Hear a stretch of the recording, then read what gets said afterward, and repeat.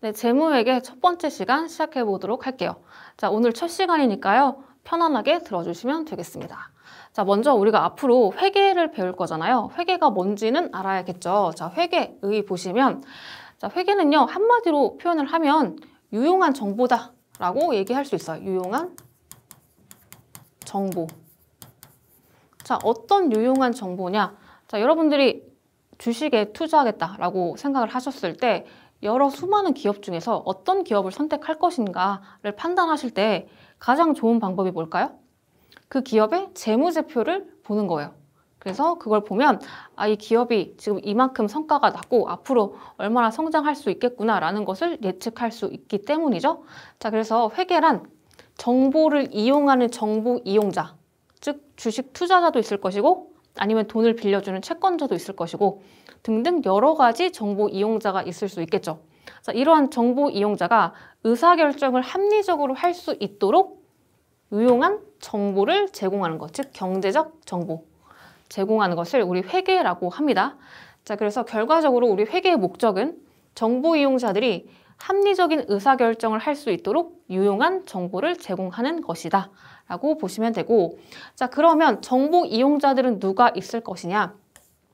아까 전에 주식을 투자할까 말까 하는 투자자, 그리고 채권자, 돈을 빌려줄까 말까 고민을 하겠죠. 그리고 경영자, 그 다음에 기타 이용자라고 해서 이 기업이 돈을 벌면 세금을 나라에다가 내야 되겠죠. 그렇죠? 그래서 이 나라도요, 이 기업이 얼마 버는지에 대해서 궁금하겠죠. 그래서 여러 가지 우리 나라도 우리 재무정보의 이용자라고 볼 수가 있겠습니다. 그리고 근로자도요, 재무제표가 궁금할 수 있어요. 왜냐하면 내가 나중에 퇴직할 건데 이 퇴직금을 제때 받을 수 있을까? 라는 것이 궁금하겠죠. 그런 것들은 우리 재무제표를 보면 볼 수가 있다라는 것이죠.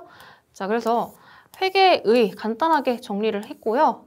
자, 우리 회계는요, 두 가지로 분류를 해요. 재무회계와 관리회계. 그래서 둘 다 우리 시험 범위에 해당하는 것이죠. 자, 이 둘의 차이점은 뭐냐면요. 둘 다 유용한 정보를 제공하는 건 똑같은데 누구에게 제공하느냐.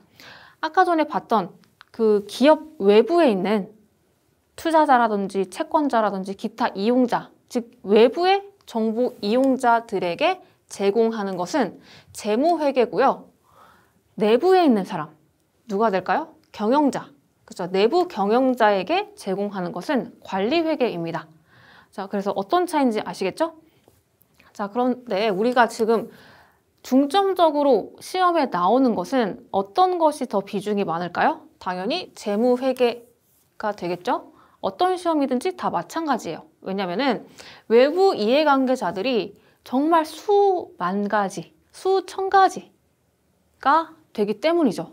그렇기 때문에 일정한 기준에 맞춰서 재무제표를 표시해야 수많은 외부 이용자들이 유용한 정보를 제공받을 수 있겠죠. 즉, 너무 많다 보니까 기업의 외부 이해관계자들이 어느 일정한 기준으로 회계 처리하는 것이 필요하다. 그래서 우리가 앞으로 배울 게 그 일정한 기준들을 배워 나가는 것이에요. 그렇죠? 그래서 재무회계가 중요성이 훨씬 높다라고 보시면 되겠고, 관리회계는 그 내부 경영자를 위한 보고이기 때문에 이 사람이 원하는 정보를 제공하면 되는 거죠. 그렇죠? 그래서 그러한 차이가 있구나 정도 보시면 되겠고, 자, 그 다음에 재무 정보, 그 다음에 회계 원칙 이런 얘기가 나오는데 이런 것들은 우리 좀 배경 지식, 우리 앞으로 공부해 나갈 회계에 대해서 배경 지식이다라고 생각해 주시면 돼요. 자, 재무 정보, 그리고 재무 보고 이런 얘기가 나오는데, 자, 재무 보고는 뭐냐면 재무적인 정보를 보고하는 게 재무 보고가 되겠죠. 그래서 경제적 자원, 청구권 등등에 대해서 보고하는 거 해서 우리 기업이요, 자산이 얼마가 있고요, 부채 얼마 있고요, 그 다음에 얼마의 매출이 발생했고요, 또 비용 얼마 빼서 실질적으로 순이익이 이 정도입니다 라는 것을 나타내는 것이 재무보고가 되는 것이죠. 그래서 이러한 재무보고 누가 필요하다? 투자자, 종업원, 대여자 등등등 여러 가지 이해관계자들이 너무나 많고, 그리고 이러한 재무 정보를 누가 공급하죠? 우리 기업이 재무 정보의 공급자입니다. 자, 이러한 재무 보고를 할 때는 워낙 정보 이용자들이 한두 명이 아니기 때문에 일정한 기준이 필요하다라고 말씀을 드렸죠. 그 기준이 바로 회계 기준이에요. 자, 그래서 모든 정보 이용자에게 공통적으로 유용한 정보를 제공해야 되기 때문에 일정한 기준이 필요한데 그걸 회계 기준이라고 하고요. 자, 이러한 회계 기준은 두 가지로 또 구분을 합니다. 첫 번째는요, 회계 원칙이라는 게 있고 또 두 번째는 우리 국제 회계 기준이라는 게 있어요. 자, 그래서 지금 내용 보시면 자, 우리 회계 원칙은요, 일반적으로 이렇게 회계 처리하는 것이 타당합니다 라고 하는 일반적으로 인정된 회계 원칙이라고 해요. 그래서 갭이라고도 하는데 이런 것들이 우리 회계 원칙입니다. 자, 회계 실무 지도 원리, 우리 회계 실무자들이 어떻게 회계 처리를 해야 될까 고민이 될 때 회계 원칙에 따라서 한다라는 것이죠. 그래서 보편적이고 타당하다. 그리고 이해 가능성, 신뢰성 이런 것들을 우리 나중에 배울 거예요. 자, 그래서 이런 것들이 회계 원칙이구나. 뭐 특별한 건 아니고요. 자, 이 부분이 좀 중요해요. 국제 회계 기준. 자, 요즘에는 워낙 비즈니스가 다 세계화가 되어 있기 때문에 이 회계 기준도 좀 글로벌화해서 세계 어느 기업을 비교하더라도 동일한 회계 기준을 적용하는 것이 좋겠다라는 필요성이 생긴 것이죠. 그래서 국제적으로 지켜야 되는 회계 기준을 국제 회계 기준이라고 합니다. 그래서 그 국제 회계 기준 중에서 우리 한국이 채택한 회계 기준을 지금 현재는 적용을 하고 있어요. 이거를 한국 채택 국제 회계 기준이라고 해요. 한국이 채택한 국제 회계 기준이라고 합니다. 자, 이러한 회계 기준은요, 특징이 있는데 이거는 원칙 중심의 회계 기준이다라고 해요. 자, 이거와 반대되는 개념은 규칙 중심이다라고 표현할 수가 있어요. 즉, 규칙 중심이 아니고 원칙 중심의 회계 기준이다. 자, 이 말 뜻은 뭐냐면 어떠한 회계 처리를 할 때 일일이 이런 상황에는 이런 회계 처리를 해야 된다라고 규칙을 일일이 정한 것이 아니고 거대한 원칙만 제시해 놓고 어느 정도의 좀 유동성은 허용하는 그러한 회계 기준이다라고 보시면 돼요. 자, 그래서 회계 기준이 복잡해지지 않기 위해서 예외 규정은 최대한 없는 게 단순화해서 더 좋겠죠. 자, 그리고 핵심 원칙을 명확하게 기술하고 있고요. 그 다음에 일관성이 있어야 되겠죠. 자, 그리고 개념 체계라는 거 우리 다음 시간에 배울 거예요. 자, 그리고 전문가의 판단에 의존한다 해서 어떠한 규정이 일일이 다 규칙으로 되어 있지 않기 때문에 전문가의 판단에 의존할 수밖에 없겠죠. 자, 그리고 지침은 꼭 필요한 경우에 한해서 최소한으로 제공된다. 이 뜻은 뭐다? 이래라 저래라 하는 거는 최소한으로 하겠다. 원칙을 제시하겠다. 자, 이러한 특징이 있습니다. 그래서 우리 감정평가사 시험도요, 이 국제회계 기준으로 출제가 되고 있습니다. 자, 재무정보. 우리 재무정보라는 거 얘기를 계속 하고 있어요. 그래서 재무적인 정보를 제공하는 거, 즉 회계 생각하시면 돼요. 그래서 이러한 재무정보는요, 자, 어떤 기능을 하냐? 자, 자본시장에서 정보의 비대칭. 이게 뭐예요? 우리가 삼성전자에 투자하고 싶어도 이게 정말 제대로 된 기업인지, 물론 삼성전자 같은 너무 큰 회사는 당연히 뭐 신뢰를 하겠지만, 그렇죠? 그래도 일일이 다 속속들이 알 수는 없는 것이죠. 즉, 그 삼성전자 경영진과 우리 일반 대중과의 정보 비대칭이 크죠. 그래서 이런 것들로 인해서 존재하는 선택을 잘못하는 거. 자, 이런 것들의 문제를 완화시켜 줄 수 있겠다. 즉, 우리가 그나마 재무제표, 즉 재무정보를 보면서 정보를 좀 얻어갈 수 있으니까. 자, 그 다음에 재무정보는 자본시장에서 발생할 수 있는 대리인이라는 거 뭐예요? 요즘에는 소유와 경영이 분리가 되죠. 그렇죠? 그래서 소유는 우리 기업에 투자한 주주들이 소유주고, 그리고 경영만 하는 경영 전문 사람이 있잖아요. 그런 것들을 대리인이라고 하고, 이러한 대리인이 조금 안 좋은 대리인은 회사 돈 가지고 자기 개인적으로 막 쓰고, 그래서 그럴 수도 있잖아요. 그래서 이렇게 대리인이 좀 도덕적 해이가 발생할 수 있는 여지를 줄여줄 수 있겠죠. 아무래도 재무 보고라는 것을, 즉 보고서를 작성해야 된다라는 의무가 있으면 이러한 도덕적 해이가 그만큼 좀 줄여주는 효과가 있을 수 있다. 자, 그 다음에 경제 실체 간 자원의 이동에 관한 의사결정에 직간접적으로 영향을 준다. 당연히 우리 재무보고, 즉 회계를 하는 목적이 의사결정에 도움을 주는, 의사결정에 영향을 주는 유용한 정보를 제공하는 것이기 때문에 의사결정에 영향을 주는 것이고요. 자, 그리고 자본주의 시장 체제에서 희소한 경제적 자원이 자본시장을 통해 효율적으로 배분할 수 있도록 하는 역할을 한다. 자, 이게 무슨 뜻이냐면 우리가 여러 가지 기업 중에서 주식 투자를 할 때 당연히 성장할 수 있는 좋은 회사에 투자를 해야 그 자본이 효율적으로 분배가 되는 것이겠죠. 그렇죠? 그래서 그러한 데 도움을 주는 것이 재무보고의 기능이다.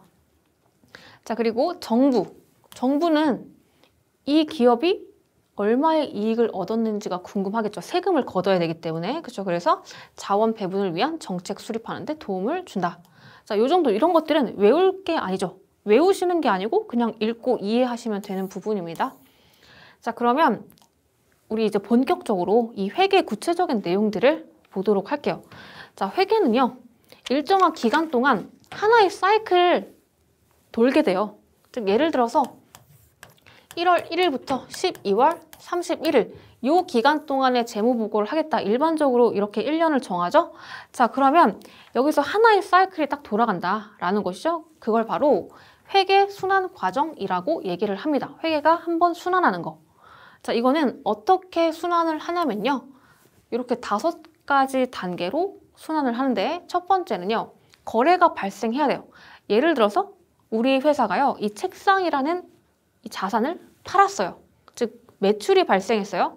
자, 이러한 거래가 발생하면 이거를 우리는 기록을 해야 돼요. 기록. 그 기록을 분계라고 얘기를 합니다. 분계라고 얘기를 해요. 거래가 발생했으면 그 거래를 기록을 해야 되는데 이걸 분계라고 얘기한다.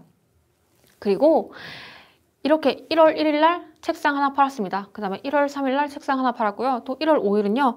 우리가 다른 자동차를 구입했습니다. 이런 것들을 다 하나하나 분계를 하면 이건 일자별로 쭉 나열이 되어 있기 때문에 이거를 그 각각의 계정별로 정리를 하고 싶어요. 다 이렇게 모아놓는 작업이죠.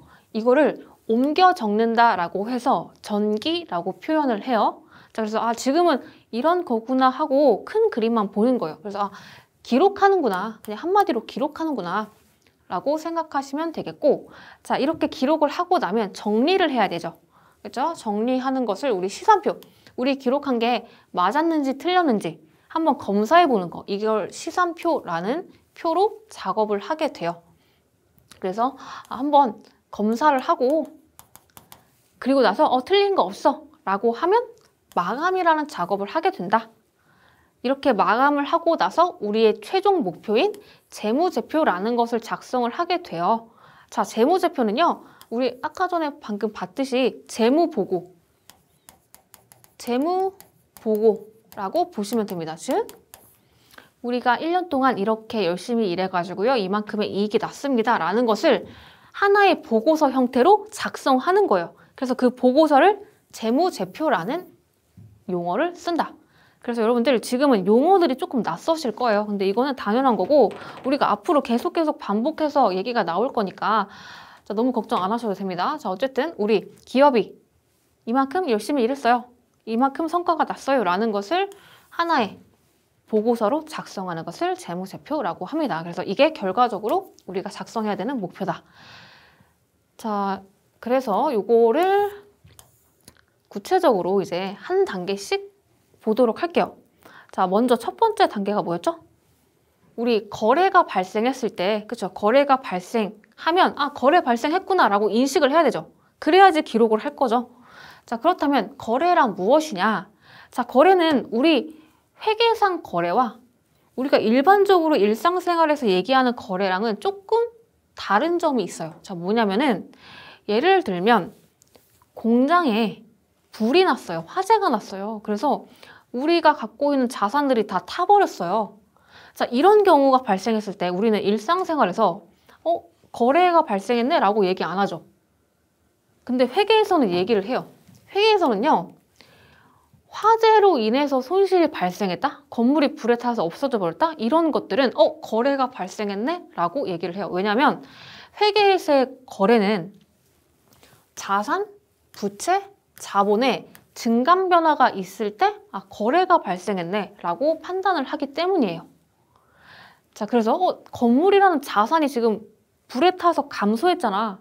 그러면 이건 거래구나. 자, 거래가 발생하면 뭘 해야 되죠? 기록을 해야 되죠. 그래서 이러한 거래가 발생했을 때 분개라는 절차를 거치게 되는 것이죠. 그래서 도난 사건도 마찬가지죠. 우리가 도난을 당했어요.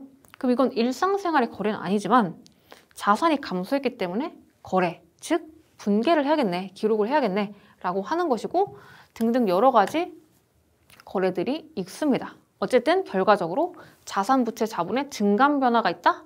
거래가 발생했네 라고 판단을 하는 것이고요. 자, 반면에 우리가 거래처랑요, 거래하기로 계약서 딱 작성해서 도장 찍었습니다. 자, 이런 것은 우리 일반 생활에서는 거래라고 하잖아요. 근데 회계는 계약만으로는 자산, 부채, 자본의 증감 변화가 없기 때문에 거래라고 보지 않아요. 그죠? 그래서 도장 찍은 거? 그거는 거래가 아니고 계약금까지 오고 가면 그때는 거래가 되겠죠. 그죠? 이런 식으로 우리 회계상 거래는 조금 다르다라고 보시면 되겠습니다. 자, 이렇게 거래가 발생한 것을 딱 포착했죠.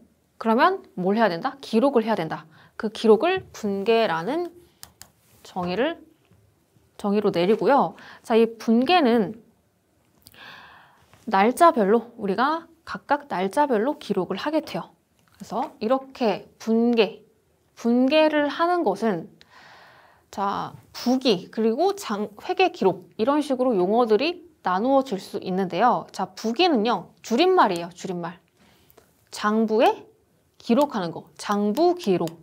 이거를 가운데 두 글자만 해서 부기라고 해요. 장부에 기록하는 거. 자, 별거 아니고. 자, 그 다음에 회계 기록은요, 조금 더 넓은 의미예요. 넓은 의미 해서 여러 가지 회계상 어떠한 거래가 발생했을 때 다 기록하는 거, 더 정교하게 기록하는 거 해서 부기의 하나의 방법이다. 자, 요 정도. 크게 뭐 중요한 내용은 아니고, 자, 우리가 지금 볼 거는 이 부기는요, 두 가지 유형이 있다 해서 단식 부기와 복식 부기가 있는데, 자, 이거는요, 우리가 그냥 일상생활에서 뭐 가계부 이런 거 적을 때는 그냥 뭐 콩나물 뭐 500원 샀습니다. 이렇게 그냥 쭉 쓰잖아요. 근데 우리 회계는 그게 아니다. 양쪽으로 나누어서 항상 쓴다. 그걸 복식 부기라고 해요. 그래서 항상 우리 회계는요, 양쪽으로 나누어서 기록을 하게 됩니다. 그래서 그냥 우리가 예를 들어 이 책상을 샀습니다. 책상을 샀습니다를 양쪽으로 왼쪽과 오른쪽으로 나누어서요. 책상이라는 거는 우리 회사의 자산이죠. 자산이 증가했습니다. 라고 한쪽에 썼죠.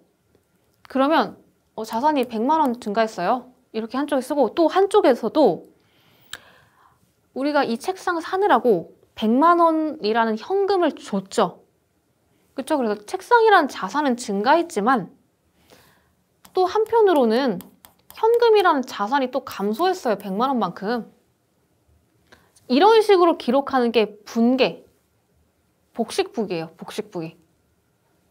자, 지금은 여러분들 조금 아리까리 하실 수 있어요. 자, 그리고 나서 계정이라는 게 들어가는데, 자, 계정이 뭐냐면 우리 영어에서도 영어 단어들이 있듯이 회계에서도 여러 가지 단어들이 있어요. 뭐냐면 우리 자산 중에서도 자산이 한두 가지 종류가 아니겠죠. 책상이란 자산이 있을 것이고 건물이란 자산이 있을 것이고 토지, 뭐 여러 가지 자산의 종류들이 굉장히 많겠죠. 그렇기 때문에 이 자산 중에서도 조금 더 구체적으로 이름을 좀 써주자라는 게 계정이에요. 그래서 이때 자산 늘어난 거 뭐였어요? 책상이라는 자산이었죠. 근데 이 책상을요, 우리 회계는 이거 물건 팔기 위한 목적으로 취득한 자산, 우리 나중에 이거 팔 거야 라는 목적으로 취득한 자산을요, 우리는 재고자산이라고 해요. 재고자산. 재고자산 중에서도 요거는 우리가 사와서 파는 거야? 그러면 상품이라는 계정 과목을 써요. 그래서 어쨌든 우리 더 구체적으로 그 이름을 적어주는 것을 계정, 계정이라고 해요. 구체적인 이름을 계정이라고 한다. 그래서 결과적으로 상품이라는 자산이 100만 원 증가했어. 이러면 더 유용한 정보가 제공이 되겠죠. 그리고 이것도 마찬가지로 아까 전에 현금이란 자산이 나갔습니다 라는 얘기를 여기다 쓴 건데요. 자산 중에서도 현금입니다 라고 하는 이 구체적인 이름, 요거를 계정이라고 한다. 그래서 결과적으로 우리는요, 분개를 할 때 이렇게 이 구체적인 이름으로 분개를 해요. 그래서 상품 100만 원, 현금 100만 원 이런 식으로 분개를 하게 돼요. 자, 그래서 우리가 지금 이번 시간에 여러분들 뭐 다른 거는 가볍게 들으셔도 돼요. 근데 이번 시간에 여러분들 꼭 기억해 주셔야 될 게 있습니다. 자, 뭐냐면요. 자, 우리 회계는 양쪽으로 나누어서 기록을 한다라고 말씀드렸잖아요. 그래서 이렇게 T자 모양으로 나누어요. 왼쪽과 오른쪽을. 그래서 왼쪽을요, 차변이라고 얘기를 하고요. 오른쪽을요, 대변이라고 얘기를 합니다. 이건 그냥 이름이에요. 이름. 뭐 왼쪽, 오른쪽 하면 좀 없어 보이니까 좀 이렇게 명칭을 정한 것이고. 자, 그리고 각각의 왼쪽, 오른쪽에 자리 잡은 애들이 있어요. 자리 잡은 애들. 자, 뭐냐면 왼쪽에 자리 잡은 애는요, 자산. 그리고 비용. 오른쪽은요, 부채, 자본, 그 다음에 수익. 이렇게 우리 회계는 5가지 요소들이 있고, 즉 자산, 부채, 자본, 비용, 수익 이렇게 5가지 요소가 있고, 각각의 요소는 자기 자리가 있다. 여기까지 이해되시죠? 그래서 우리가 지금 알아야 될 것은 첫 번째, 자기 자리가 어딘지, 각각의 요소들의 자기 자리가 어딘지. 차변에 있는 애는 자산이랑 비용. 대변이 자기 자리인 애들은 부채, 자본, 수익. 이거는 그냥 우리 법칙, 룰이에요, 룰. 그리고 나서 우리가 이렇게 분개라는 걸 하잖아요. 자산의 증감 변화, 부채의 증감 변화. 얘네들의 증감 변화가 발생했을 때 우리가 기록을 하잖아요. 자, 이때 하나의 기록하는 법칙이 있는데 그게 뭐냐면 증가할 때는 자기 자리에서 증가를 하고 반대로 감소할 때는 남의 자리에서 감소를 한다. 요게 우리 게임 룰처럼 여러분들이 아셔야 되는 부분이에요. 자, 뭐냐면 예를 들어 우리 아까 전에 이 상품이라는 자산이 우리가 상품 사오면서 상품이라는 자산이 증가했죠. 그렇죠? 그래서 어디다 썼어요? 왼쪽에다가 상품이라는 자산의 증가를 썼잖아요. 이게 자산이 자기 자리이기 때문에 증가할 때는 자기 자리, 즉 차변에서 증가를 하게 된 것이고, 반대로 아까 전에 현금이라는 자산은 우리가 현금 주면서 감소했죠. 현금이라는 자산을 감소시켰죠. 이건 어디서 감소했어요? 오른쪽, 즉 대변에서 현금이라는 자산이 감소했다라는 것을 대변에다가 기록을 했죠. 이거는 남의 자리, 즉 자산의 남의 자리 어디요? 대변. 그래서 자산이 감소했기 때문에 대변에다가 기록을 한 거예요. 이해되시죠? 나머지 요소들도 다 마찬가지다. 증가할 때는 어디서? 자기 자리에서 증가를 하고 감소할 때는 남의 자리에서 감소한다. 이게 굉장히 중요한 우리 회계 원리예요. 그래서 이번 시간 여러분들 다 까먹으셔도 되고요. 그냥 요거 법칙 있죠. 요 룰. 이것만 기억하시면 됩니다. 그래서 요거 각자의 자기 자리, 자산의 자기 자리 차변, 부채 자기 자리 대변, 자본의 자기 자리 대변, 이런 식으로 기억을 일단 하시고, 그리고 증가할 땐 자기 자리에서 하고 감소할 땐 남의 자리에서 하거나, 반대로 우리 부채인 경우에는 어떻게 될까요? 만약에 우리가 돈을 빌렸어요. 돈을 빌리면 은행에서 돈을 100만 원 빌렸습니다. 자, 이런 거래가 발생했어요. 그러면 우리가 빚을 갚아야 되는 부채가 증가하게 되죠. 부채 자기 자리 어디다? 대변. 부채가 우리가 빚 갚아야 되는 게 증가했네? 자기 자리에서 증가를 했고 100만 원. 그리고 돈을 빌렸기 때문에 현금이라는 자산이 증가했죠. 우리 통장에 현금 들어왔죠. 그러면 현금은 자산이고요. 자산의 증가는 어디서? 자기 자리인 차변에서. 그래서 자산이요. 100만 원 증가했어요. 이해되시죠? 이런 식으로 기록을 하는 게 우리 이 회계라는 이 게임 법칙 룰이에요. 그래서 이거를 더 구체적인 계정 과목으로 쓰면 우리 자산 중에서도요. 현금이라는 자산이 들어온 것이고요. 증가한 것이고요. 부채 중에서도요. 우리가 은행에다가 1년 이내에 갚아야 되는 것을 단기 차입금이라는 계정 과목을 씁니다. 단기 차입금. 그래서 이 계정 과목은 여러분들 지금은 당연히 좀 생소하실 수 있어요. 앞으로 하나하나씩 볼 거니까 뭐 영어 단어도 한꺼번에 다 외울 순 없잖아요. 그래서 우리 앞으로 계속 보게 될 단어들이다 라고 보시면 돼요. 그래서 단기 차입금이라는 부채가요. 증가했고요. 현금이란 자산이요. 증가했습니다. 이런 식으로 기록하는 것이 우리 복식부기, 분계라고 얘기를 하는 거예요. 이해되시죠?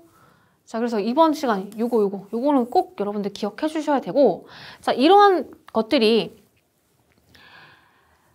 증감 변화가 일어날 때, 자, 이제는 요거 있죠. 차변과 대변 이렇게 나누어져 있고, 당연히 차변에는 어떤 애들이 올까요? 자산은 자기 자리가 차변이니까 증가했을 때 차변에 오고, 비용도 마찬가지로 자기 자리가 차변이니까 발생했을 때 차변에 오고, 반대로 부채는요? 부채가 차변에 왔다는 뜻은 뭐예요? 부채가 자기 자리 대변인데 차변에 왔나? 아, 그럼 부채가 감소했구나. 그리고 자본도 마찬가지고, 자본도 자기 자리 원래 대변인데 차변에 왔다? 그럼 감소했구나. 이해되시죠? 그리고 자산이 자기 자리 차변인데 감소했으면 대변으로 와야 되는 것이고, 부채도 자본도 증가했으면 자기 자리에서 증가하고, 수익도 자기 자리니까 수익이 대변에서 발생하겠죠. 이해되시죠? 이 룰만 그냥 그대로 정리한 거예요. 그래서 자, 이러한 것들을 우리는 분계 특징이라고 하고, 자, 이런 분계는 어떤 특징이 있냐면 거래의 이중성, 즉 하나의 거래에 두 가지 요소가 있다라는 거예요. 자, 아까 전에도 부채가 증가했는데 그만큼 우리 현금이라는 자산이 증가했어요. 부채가 증가하면서 동시에 현금이 증가했죠. 이게 거래의 이중성이다. 자, 그래서 차변에 발생한 거래는 반드시 대변에도 같은 금액의 거래가 발생해서 이중으로 기입을 하게 된다. 왼쪽에 썼으면 오른쪽에도 같은 금액으로 써야 된다. 이게 거래의 이중성이고요. 그 다음에 자, 우리 회계의 대전제는 대차 평균의 원리예요. 자, 이건 뭐냐면 우리 차변과 대변으로 나누어서 기록을 한다라고 했잖아요. 차변에 우리 아까 전에 자산 100만 원 왔었고 부채도 100만 원 왔었잖아요. 즉 차변과 대변의 이 금액은요 항상 일치해야 돼요. 이게 대차 평균의 원리. 차변과 대변의 합계는 항상 일치한다. 그래서 모든 회계 처리는 반드시 대차가 일치해야 되고, 만약에 이게 틀렸다? 라고 하면 뭔가 회계 처리 잘못했네 라고 하는 거예요. 그래서 검증을 자동적으로 할 수 있는 이러한 장점이 있다. 그렇죠? 이 정도 보시면 되고, 자, 문제를 한번 볼게요. 자, X1년 회계상 거래 중에 발생 시점에 자산과 부채가 동시에 증가하지 않는 것은, 자, 이거는 우리 하나씩 아까 전에 배웠던 이 룰을 가지고 하나씩 풀어볼게요. 1번, 3년 만기인 액면금액 10,000원의 일반 사채. 이거는 우리 나중에 배울 건데, 사채라는 거는 회사가 발행한 채무증권이에요. 이건 돈 빌리는 거라고 생각하시면 돼요. 자, 이거를 11,000원에 발행했대요. 자, 이거는 나중에 우리 사채에서 배울 거긴 해요. 그래서 지금은 그냥 간단하게, 아주 간단하게 사채는 우리 돈 빌린 거야. 부채가 증가했네, 대변에. 그리고 돈을 빌렸으니까 그만큼 돈이 들어오게 되거든요. 그러면 현금이란 자산이 자기 자리인 차변에서 증가하게 되겠네. 이러한 분계가 발생하게 돼요. 물론 구체적인 건 나중에 우리 부채 파트 가면 배울 거예요. 자, 그래서 이러한 분계가 발생했죠. 자산과 부채가 동시에 증가했네? 그쵸? 자, 그 다음에 2번 보시면 액면금액 5,000원. 이는 상품권을 발행하고 액면금액으로 현금 판매돼요. 자, 우리 이것도 나중에 배울 거긴 한데 우리가 상품권을 판매했어요. 그럼 상품권 판매 자체는 우리가 물건을 판 게 아니기 때문에 이거 자체는 매출이 아니죠. 상품권 팔아서 받은 돈은요, 우리 나중에 이 사람이 물건 바꿔갈 때 그만큼 먼저 받은 금액만큼 덜 받아야 되겠죠? 그쵸? 일종의 선수금이다. 선수금. 먼저 받은 돈. 그래서 이거는 상품권 팔아서 돈 받아봤자 이게 물건 판 게 아니기 때문에 마음이 불편해요. 부채다. 그래서 부채가 증가한 것이고요. 그 다음 어쨌든 상품권 팔아서 돈을 받았기 때문에 현금이란 자산이 증가한 것이다. 자, 그 다음에 4월 1일 거래 보시면 이자율 10%로 현금을 차입했대요. 이거 돈 빌렸다라는 뜻이죠. 그러면 부채가 증가하겠네. 자기 자리 대변에서. 그리고 1년 후에 상환하기로 했다. 어쨌든 현금 들어왔겠죠? 돈 빌렸으니까 현금이란 자산이 증가했겠네. 자, 그 다음 4번. 액면금액 100원인 보통주 100주를 주당 120원에 발행했대요. 자, 이거는 뭐냐면 우리가 자금을 조달할 때 이렇게 돈을 빌릴 수도 있지만 주식을 발행해서 돈을 조달할 수 있어요. 이걸 우리 자본금이라고 해요. 자본이 지금 증가한 거예요. 주식을 발행해서요. 자본금이 증가한 거예요. 그러면 자본금은 자본이거든요. 자본의 자기 자리 어디예요? 대변. 그럼 자본이 자기 자리인 대변에서 증가하게 되겠고, 그 다음 차변은 뭐가 온다? 주식을 발행해서 그만큼 돈으로 받았죠.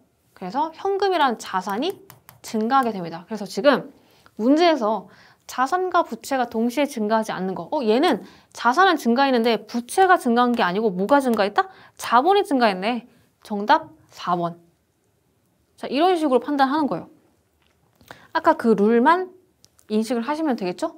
자, 나머지도 마저 보면 건물을 구입했대요. 건물도 자산이에요. 자산의 증가 어디? 차변. 건물이라는 자산이 차변에서 증가하고요. 자기 자리에서. 자, 그리고 당연히 돈을 줬겠죠. 돈이라는 자산, 즉 현금이라는 자산이요. 감소했어요. 자산의 감소는 대변. 자, 이런 식으로 하는데, 자, 지금 자 보시면 건물대금을 지금 바로 준 게 아니네. 건물대금을 내년에 주기로 했네. 내년에 주기로 했으면 우리가 나중에 돈 갚을 의무가 있는 것이죠. 이건 부채네, 부채. 그쵸? 그래서 부채의 증가. 대변에 오는 거. 자, 이런 식으로 판단을 하는 거죠. 자, 그래서 정답 4번이 되는 것이고, 자, 나머지 간단하게 볼게요. 자, 이렇게 우리가 분계를 이제 일자별로 다 기록을 하잖아요. 그럼 이거를 계정별로, 즉 그 해당하는 계정 과목, 건물이면 건물, 현금이면 현금, 이런 식으로 그 계정 과목별로 다 집계를 해요. 이걸 옮겨 적는다라고 해서 전기라고 얘기를 합니다. 그 다음에 결과적으로 우리 결산 절차를 거치게 되는데, 결산이라 함은 이렇게 우리가 다 기록한 것을 가지고 마무리를 지어서 재무제표를 만드는 절차를 얘기해요. 자, 그래서 이러한 결산의 절차는 크게 이렇게 세 가지로 나누어지는데, 요게 포인트가 되겠죠. 그래서 이게 본 절차 해서 마감하는 거, 마감. 우리가 열심히 기록했던 거 다 마감하고 정리하는 과정, 이게 본 절차라고 보시면 되고, 그 전에 예비적으로 작성하는 거를 예비 절차라고 해요. 그리고 결산을 거쳐서 우리의 목적인 최종 목적인 재무제표를 작성하는 거, 이게 마무리가 되는 거예요. 그래서 재무제표, 여러 가지 재무제표가 있어요. 이건 다음 시간에 볼 거고. 자, 이렇게 해서 우리 여러 가지 지금 이 단계들을 보는데, 자, 뭐 시산표 이런 얘기가 나오죠. 시산표는요, 맞는지 틀리는지 한번 체크해보는 표라고 보시면 돼요. 그래서 우리는 대차 평균의 원리이기 때문에 항상 대변과 차변의 합계가 같아야 되는데, 그게 잘 맞는지 검토하는 표가 시산표다. 뭐 이 정도 보시면 되겠고, 뭐 합계 시산표, 잔액 시산표, 그 다음에 이 합계와 잔액을 둘 다 나타내는 합계 잔액 시산표, 이렇게 종류들이 있구나. 자, 그리고 결산 시점이라고 하면 우리 보통 12월 31일을 얘기해요. 그래서 이 시점에 우리가 마감을 하면서 수정할 게 있으면 수정 분계라는 걸 한다. 뭐 이 정도 보시면 되겠고, 그 다음에 뭐 정산표 이런 것들을 다 통해서 결과적으로 마감을 하고, 그리고 최종적으로 재무제표, 즉 보고서를 작성하게 된다. 이게 하나의 회계 순환 과정입니다. 자, 그래서 여러분들 오늘 여러 가지 봤지만 제일 중요한 것보다 그 자산부채 자본, 수익과 비용, 애들의 자기 자리 일단 파악하고 두 번째 증감 변화 있을 때 자기 자리에서 증가하고 남의 자리에서 감소한다. 자, 이 부분 꼭 체크해 주시고요. 다음 시간에 뵙도록 할게요.